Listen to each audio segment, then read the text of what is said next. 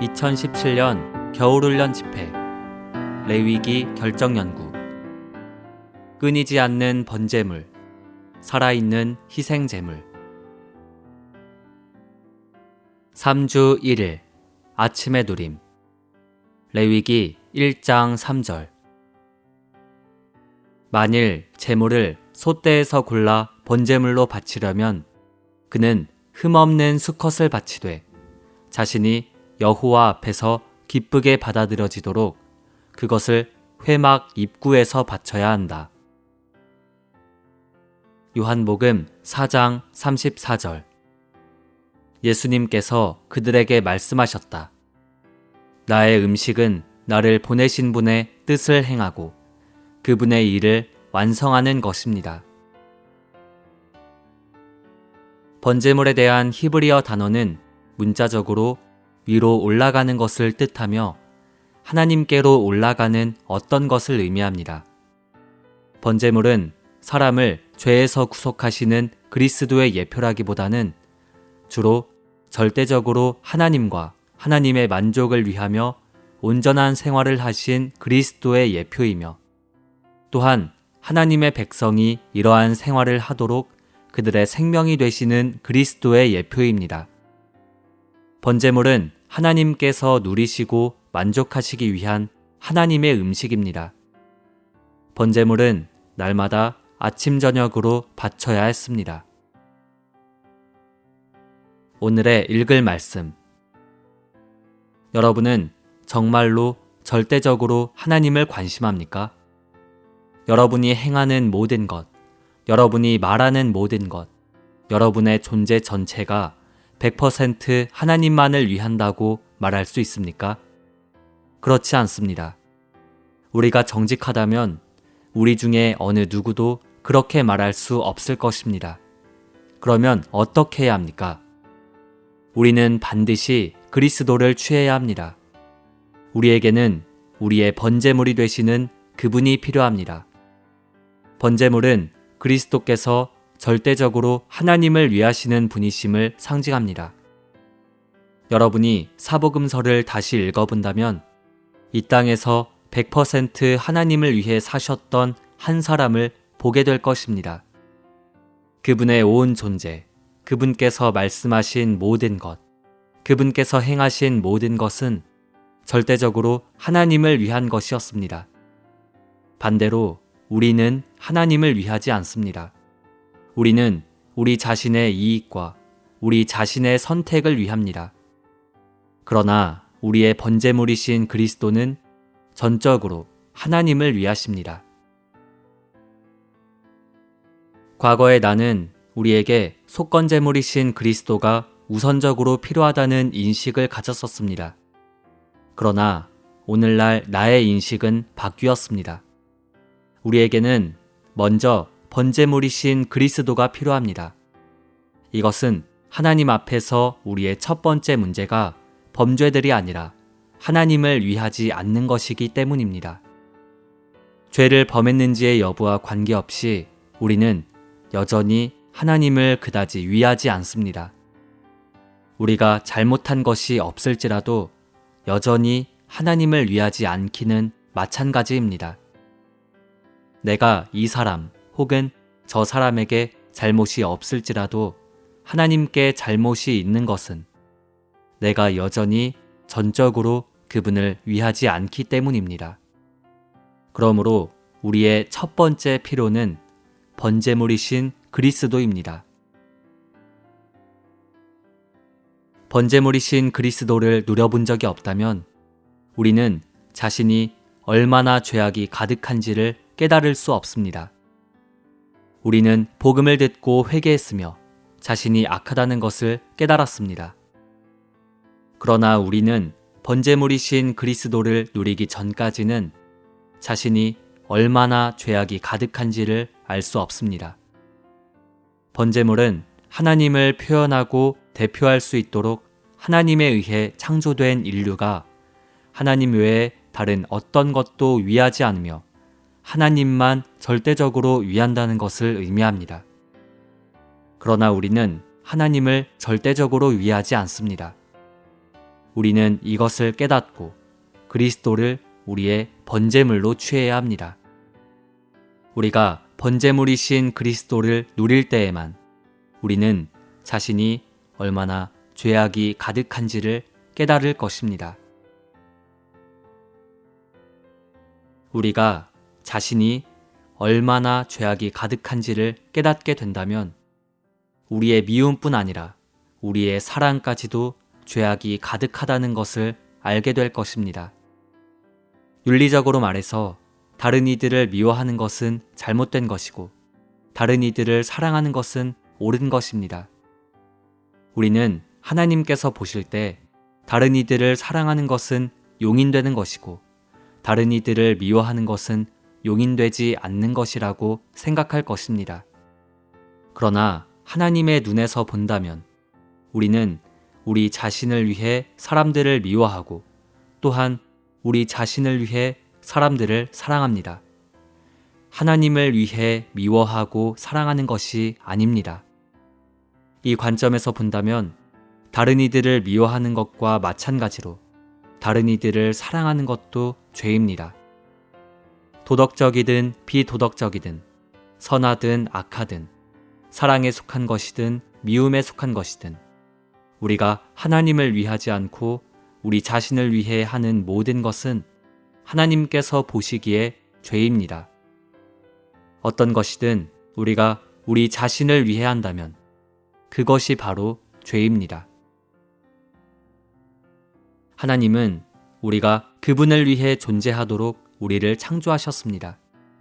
하나님은 그분의 표현과 대표가 되도록 우리를 창조하셨습니다. 하나님은 우리 자신을 위해서 우리를 창조하신 것이 아니었습니다. 그러나 우리는 하나님에게서 독립하여 삽니다. 우리는 다른 이들을 미워할 때 하나님에게서 독립적이고 다른 이들을 사랑할 때도 역시 하나님에게서 독립적입니다. 이것은 하나님의 관점에서 볼 때 우리의 미움과 사랑이 같은 것임을 의미합니다.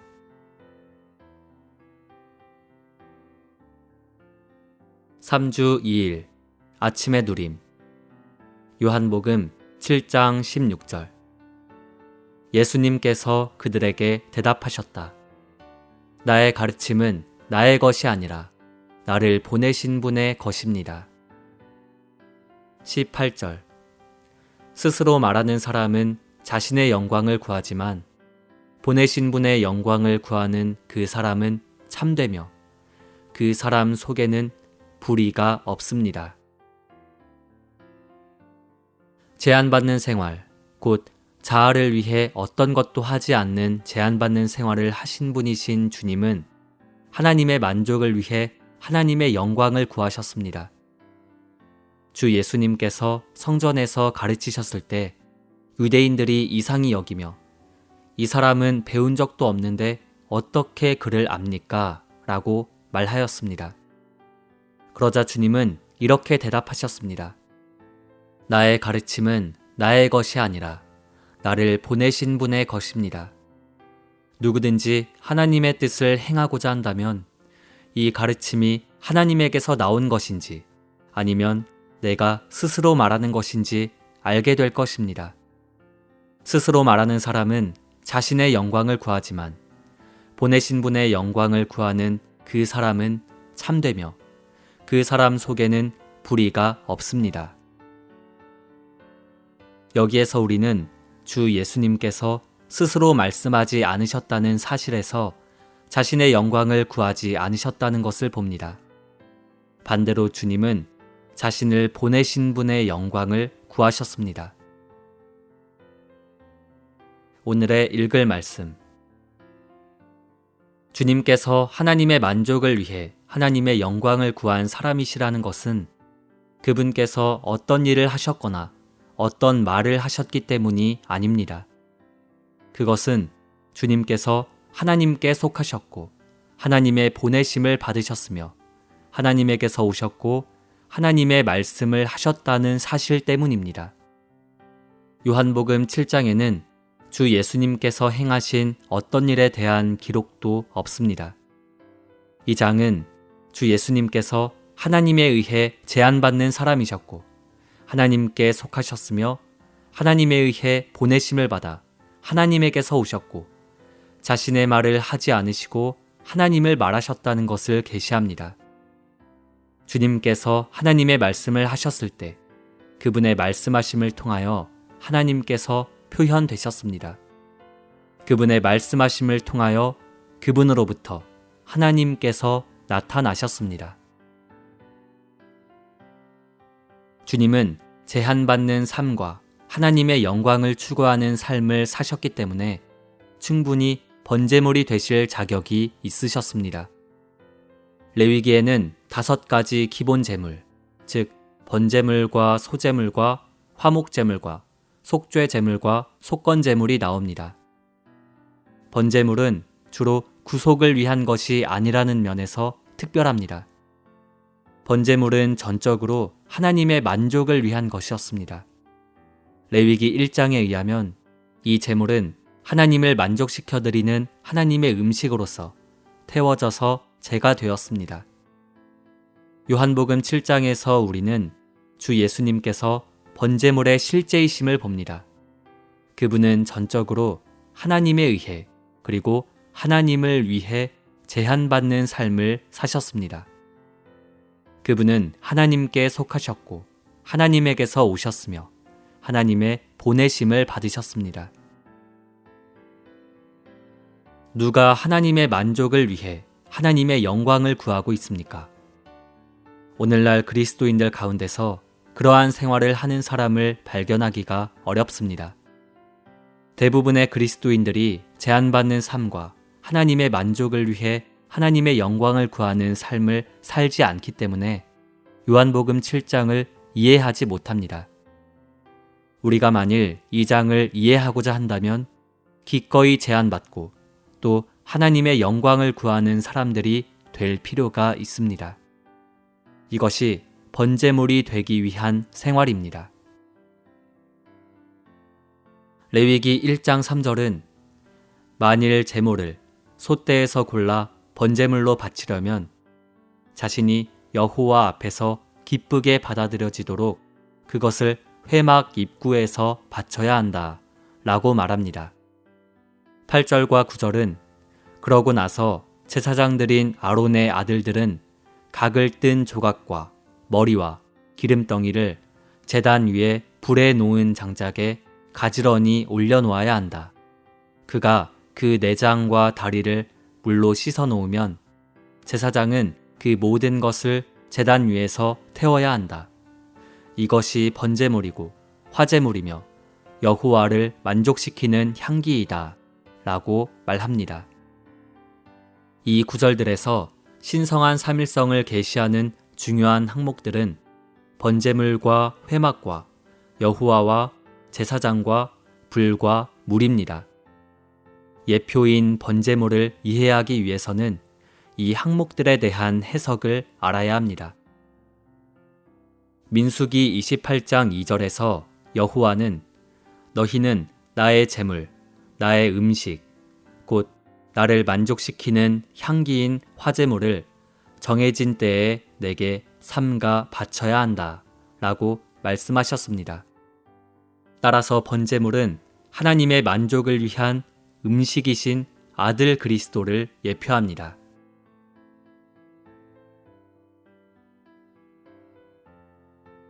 삼주 3일 아침의 누림 레위기 1장 8절 9절 그러고 나서 제사장들인 아론의 아들들은 각을 뜬 조각과 머리와 기름덩이를 제단 위에 불에 놓은 장작에 가지런히 올려놓아야 한다. 그가 그 내장과 다리를 물로 씻어 놓으면 제사장은 그 모든 것을 제단 위에서 태워야 한다. 이것이 번제물이고 화제물이며 여호와를 만족시키는 향기이다. 레위기 1장 3절에 있는 회막은 제물을 드리는 장소이신 아들 그리스도를 예표합니다. 제물들은 회막 입구에서 드려졌습니다. 제물이 합법적인 것이 되기 위해서는 회막 입구 외에 다른 어떤 곳에서도 드려져서는 안 되었습니다. 이와 마찬가지로 우리가 하나님께 어떤 것을 드리기 위해서는 반드시 그리스도를 제물을 드리는 근거로 취해야 합니다. 우리가 이렇게 하면 하나님은 우리의 제물을 받으실 것입니다. 신명기 12장 5절부터 14절까지에서 하나님은 이스라엘 사람들에게 이 장소 밖에서는 어떤 것도 드리지 말라고 명하셨습니다. 무언가를 잘못된 방식으로 하나님께 드리는 것은 곧 죄입니다. 가인의 제물이 거절된 것은 그가 그리스도를 그의 제물에 대한 근거로 취하지 않고 하나님께 무언가를 드렸기 때문입니다. 오늘의 읽을 말씀. 예수님은 신약의 여호와이십니다. 왜냐하면 예수라는 이름은 여호와 구주를 의미하기 때문입니다. 출애굽기 3장 6절에서 아브라함과 이삭과 야곱의 하나님이신 여호와는 삼일 하나님이십니다. 레위기 1장에서는 아들 그리스도께서 여호와께 제물로 드려지시기 때문에 여호와는 제물을 받으시는 분이신 아버지를 가리킵니다. 이것은 신성한 삼일성이 전통적인 신학의 교리들에 따라 체계화될 수 없다는 것을 보여줍니다. 레위기 1장 8절과 9절에서 제사장은 섬기시는 분이신 아들 그리스도를 예표합니다. 제사장은 제물을 드렸습니다. 히브리서에서 바울은 그리스도께서 우리의 위대한 대제사장이시며 멜기세덱의 계통에 따른 영원한 제사장이시라고 기록하고 있습니다. 따라서 번제물과 회막과 제사장으로 예표되신 것처럼 아들 그리스도는 동시에 제물과 제물을 드리는 장소와 제물을 드리는 일을 섬기시는 분이십니다. 논리적으로 말한다면 이것은 이해할 수 없는 것입니다. 그것은 마치 식당과 음식과 시중 드는 사람이 모두 하나인 것과 같습니다. 이것은 삼일성에 관한 전통적인 가르침들이 불충분하며 삼일성은 사람의 지성으로 완전히 이해될 수 없다는 것을 보여줍니다. 레위기 1장 8절과 9절에서 불은 기쁘게 받으시는 주체이신 하나님을 상징합니다. 불은 태워버리고 삼킵니다. 우리는 음식물을 우리의 입으로 받아들입니다. 이와 마찬가지로 하나님은 제물을 불로 태우심으로써 받아들이셨습니다. 그러므로 엄밀히 말해서 불은 여호와의 입이었습니다. 먹는 일에서 우리의 입이 곧 우리의 인격입니다. 그러므로 번제물을 태우는 불은 하나님 자신이었습니다. 히브리서 12장 29절은 왜냐하면 우리 하나님은 태워버리는 불이시기 때문입니다. 라고 말합니다. 신성한 불은 심판하거나 혹은 받아들이기 위해 작용할 수 있습니다. 번제물을 태워버린 불은 심판을 위한 것이 아니라 하나님께서 받으시기 위한 것이었습니다. 번제물을 태우는 것은 신성한 식사였습니다.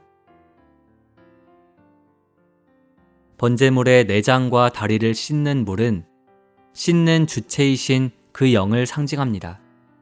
이것은 그리스도께서 부정하시다는 것을 뜻하지 않습니다. 오히려 그것은 그리스도의 속부분들과 그분의 매일의 행함이 물로 상징되신 그 영에 의해 계속 씻어지고 있었기 때문에 그분은 땅에 속한 것들을 접촉함으로 더러워지는 것에서 지켜지실 수 있었다는 것을 가리킵니다. 우리는 번제물이 하나님을 만족시켜드리는 음식이신 그리스도를 상징한다는 것을 보았습니다. 또한 우리는 삼일성 전체가 번제물과 관련되신다는 것을 보았습니다. 아버지 하나님은 받으시는 분이시고 아들 하나님은 제물과 제물을 드리는 장소와 섬기시는 분이시며 영 하나님은 씻으시는 분이십니다. 받아들이는 불은 신격 전체를 가리킵니다. 어떤 사람들은 아들을 불의 일부로 여기는 것은 잘못이라고 생각할 수 있습니다. 왜냐하면 아들이 제물로서 불에 태워지시기 때문입니다. 특히 구약의 예표들을 연구할 때 삼일성에 관한 전통적이고 조직적인 가르침들은 전적으로 충분하지 못합니다. 삼일성에 관한 조직적인 가르침들은 끝없는 논쟁의 문을 열어놓는데 이것은 삼일성이 우리가 완전히 이해할 수 없는 하나의 비밀이기 때문입니다.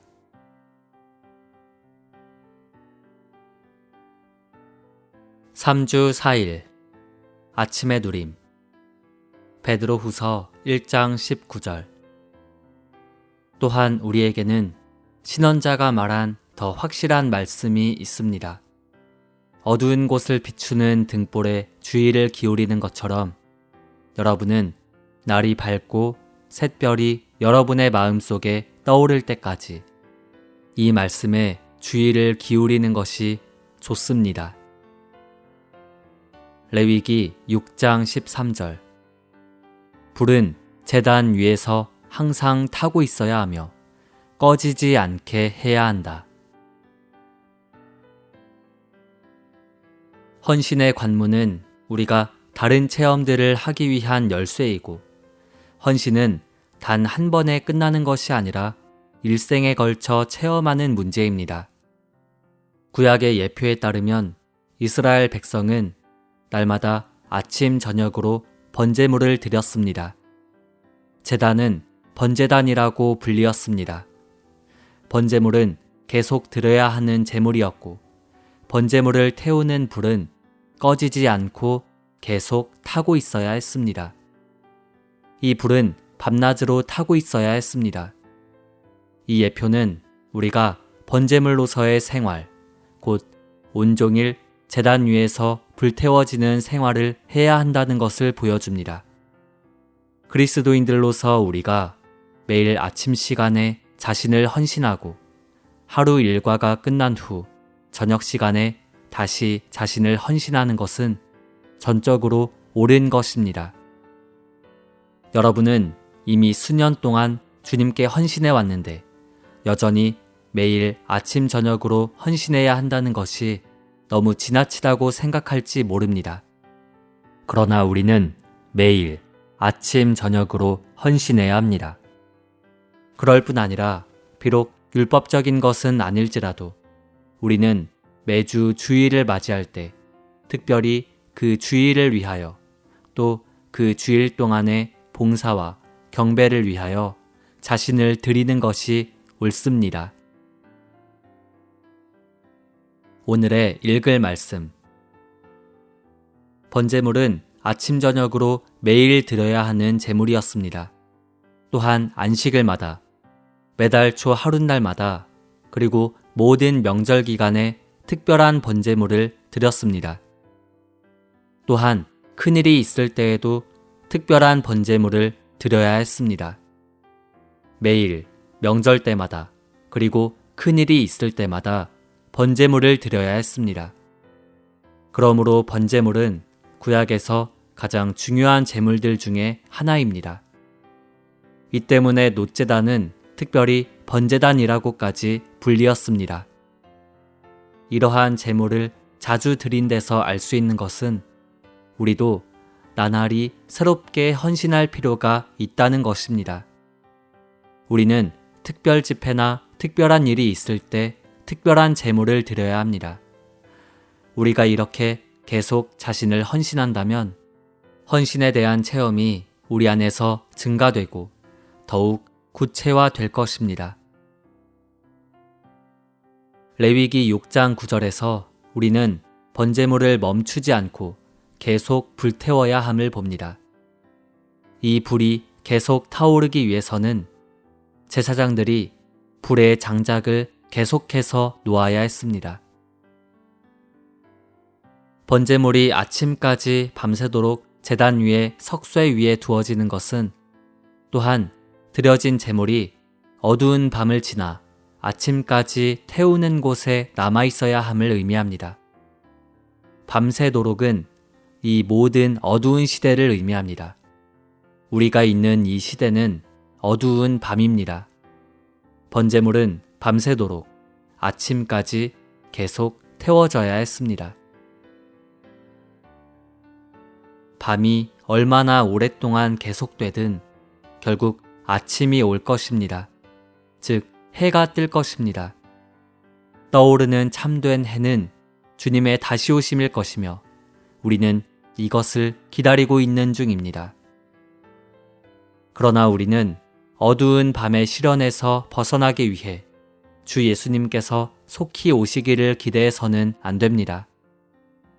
우리가 이 때문에 빨리 오시도록 주님께 간구할수록 주님은 우리를 위해 그리고 우리가 더 긴 어두운 밤을 통과하도록 그분의 다시 오심을 늦추실 것입니다. 제단 위의 불은 꺼지지 않고 계속 타고 있어야 했습니다. 레위기 6장 12절 상반절은 제단 위의 불은 계속 타고 있어야 하며 꺼지지 않게 해야 한다 라고 말합니다.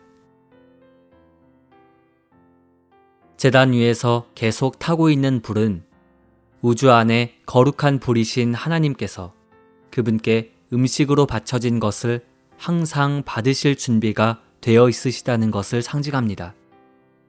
하나님께서 우리를 받으시는 것은 곧 우리를 태우시는 것입니다.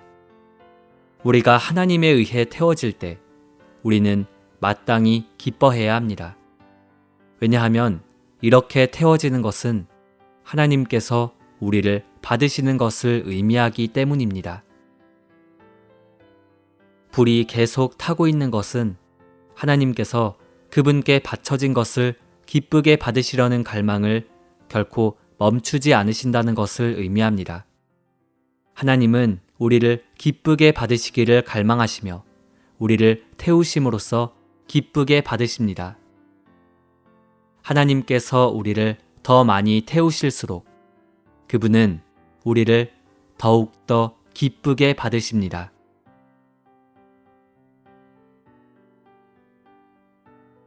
(3주 5일) 아침의 누림. 로마서 12장 1절. 그러므로 형제님들, 내가 하나님의 자비로 말미암아 여러분에게 권유합니다. 여러분의 몸을 하나님께서 기뻐하시도록 거룩하고 살아있는 희생 제물로 드리십시오. 이것이 여러분의 합리적인 봉사입니다. 5절. 이와 같이 우리 많은 사람도 그리스도 안에서 한 몸이며 각 사람이 서로 지체들입니다. 헌신의 근거를 알고 헌신의 동기를 갖게 되면 우리는 기꺼이 자신을 하나님께 헌신하고자 할 것입니다. 그러면 헌신이란 무엇입니까? 헌신의 의미는 무엇입니까? 로마서 12장 1절은 헌신의 의미가 희생 제물이 되는 것임을 보여줍니다. 오늘의 읽을 말씀. 번제물로 드려진 희생 제물은 제단 위에서 불태워져 향기로운 냄새가 되어 하나님의 음식이 되었습니다. 하나님은 이러한 희생 제물의 향기로운 냄새를 맡으실 때 만족하셨습니다. 이렇게 희생 제물을 드리는 것은 우리의 헌신의 예표입니다.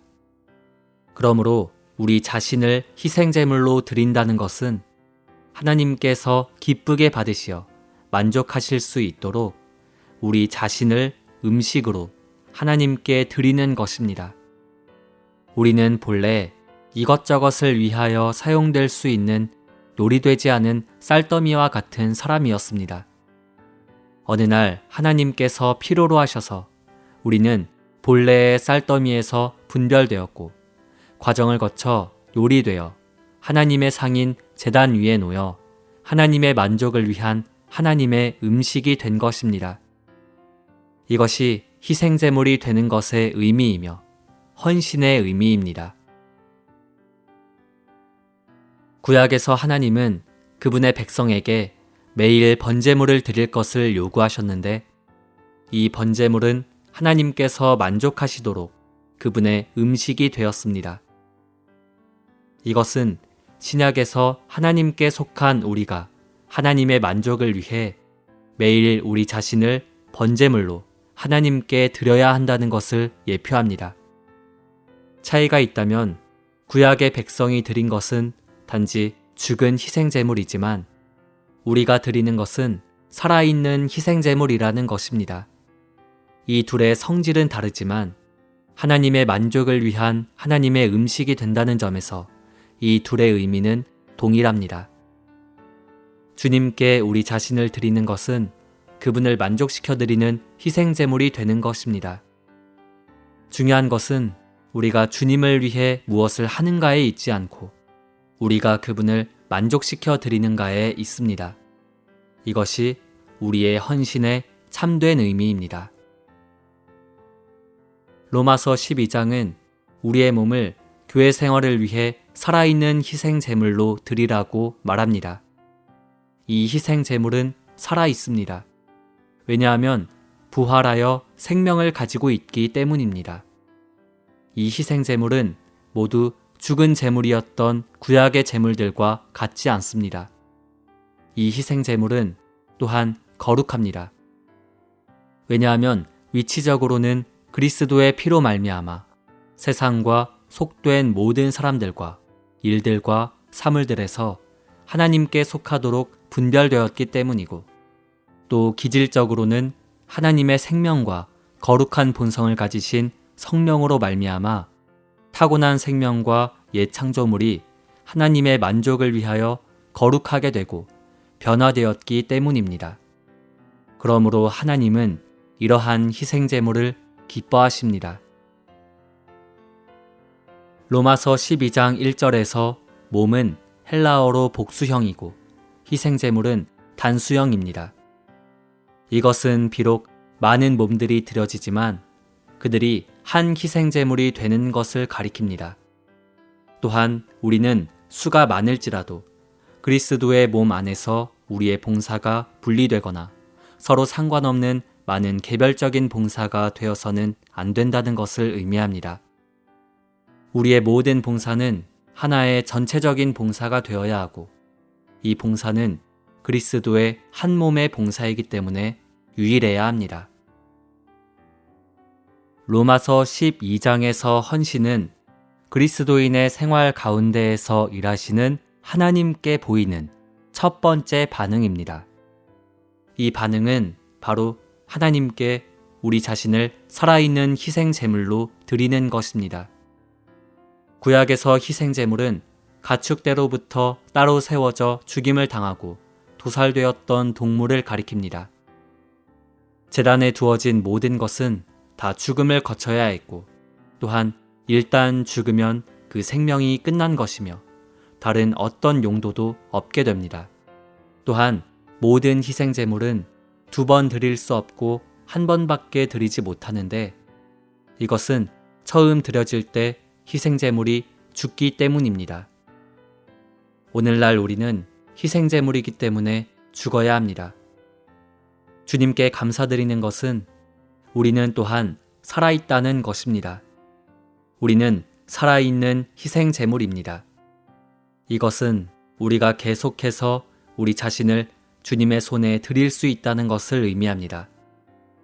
우리는 계속해서 우리 자신을 희생제물로 주님께 드릴 수 있으며 주님은 계속해서 우리를 사용하실 수 있습니다.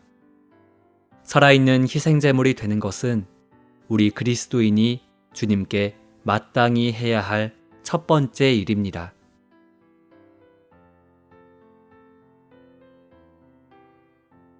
(3주 6일) 아침의 누림. 레위기 9장 24절. 그때 여호와 앞에서 불이 나와 제단 위에 번제물과 기름진 부분들을 불태웠다.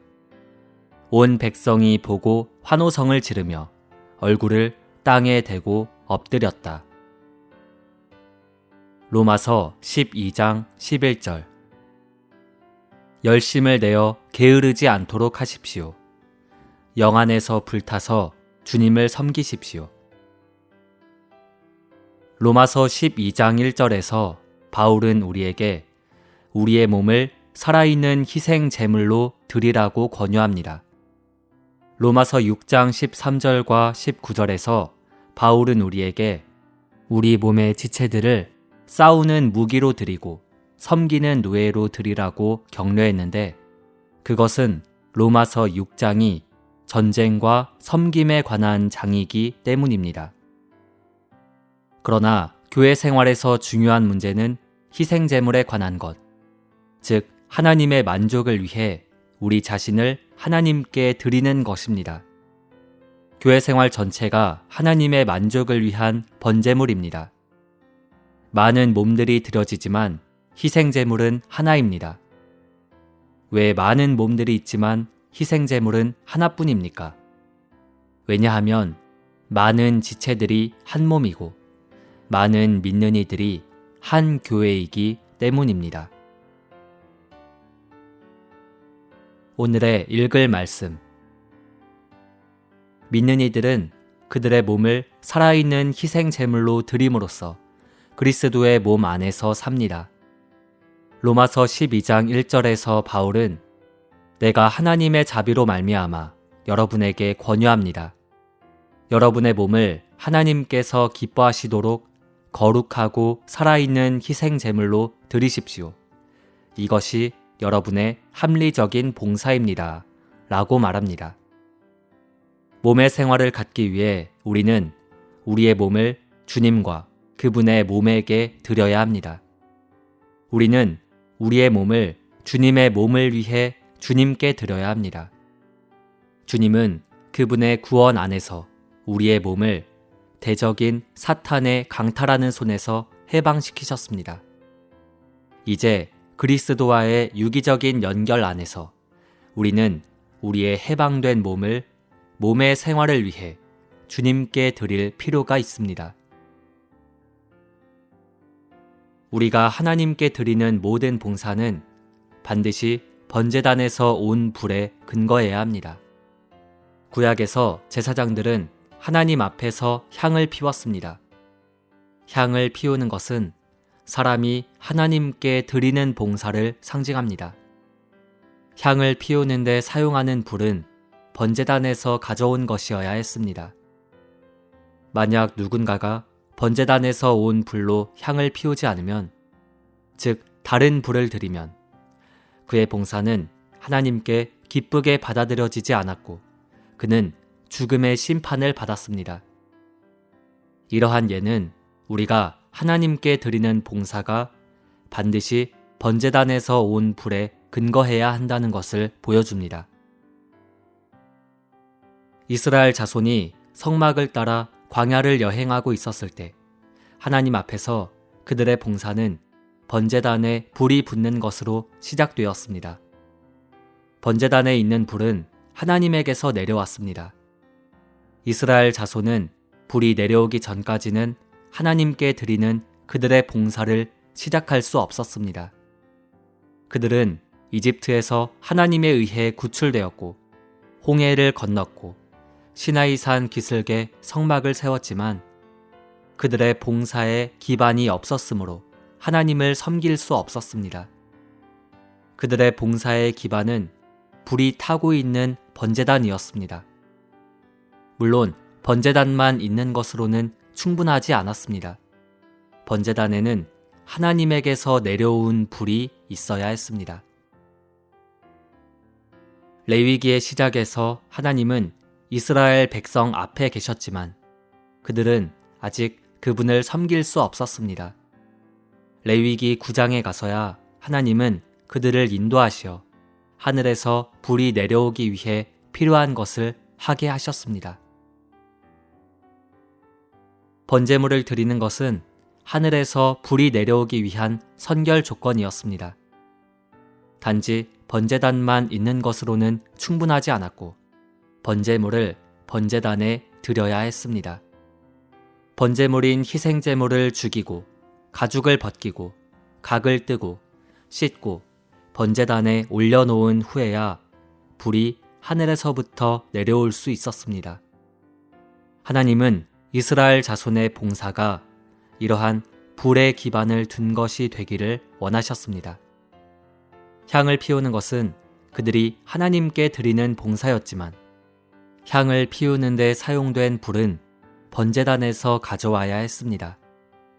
따라서 우리가 하나님께 드리는 봉사는 반드시 번제단의 불에서 비롯되어야 하고 우리의 봉사는 반드시 이러한 불로 태워진 것의 산물이어야 합니다.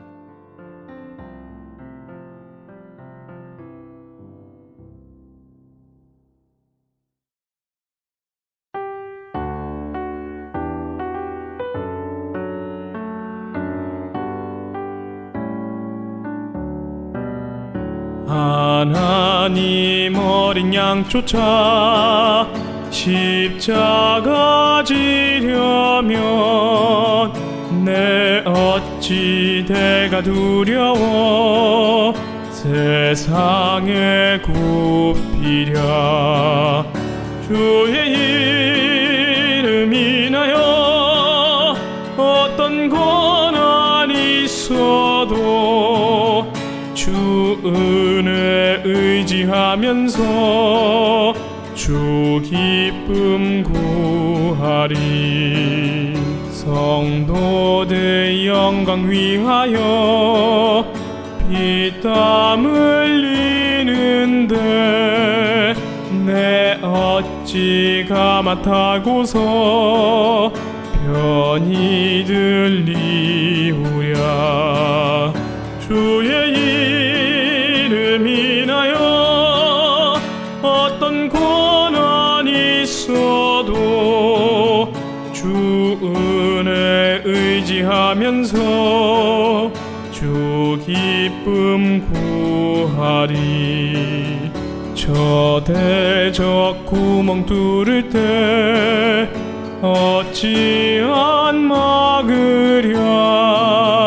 어찌 세상과 어울려 그 도움 구하랴. 주의 이름 인하여 어떤 고난 있어도 주 은혜 의지하면서 주 기쁨 구하리. 나 그날 다스리려면 오늘 싸워야 해. 주 은혜 말씀 의지해 환난 이기겠네. 주의 이름 인하여 어떤 고난 있어도 주 은혜 의지하면서 주 기쁨 구하리.